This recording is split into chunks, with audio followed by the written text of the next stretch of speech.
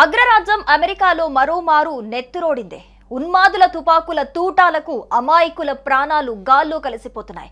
తాజాగా ఉటా స్టేట్లో జరిగిన ఓ ఫెస్టివల్లో చెలరేగిన కాల్పుల బీభత్సం పసికందుతో సహా ముగ్గురిని బలిగొంది. ఈ దారుణ ఘటనతో యావత్ అమెరికా ఉలిక్కిపడింది.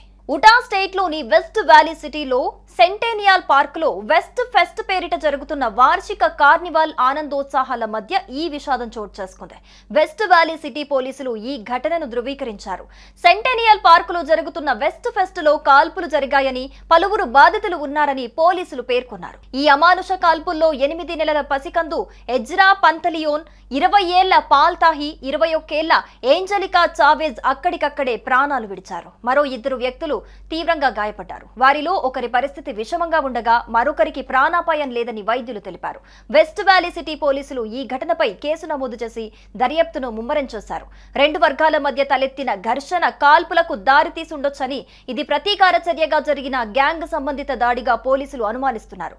కాగా అగ్రరాజ్యంలో నిత్యకృత్యంగా మారిన తుపాకీ హింసకు ఈ ఘటన మరో చేదు నిదర్శనంగా నిలిచింది. అమెరికాలో ఈ తుపాకీ సంస్కృతి పట్ల అక్కడి ప్రజలు తీవ్ర ఆందోళన వ్యక్తం చేస్తున్నారు.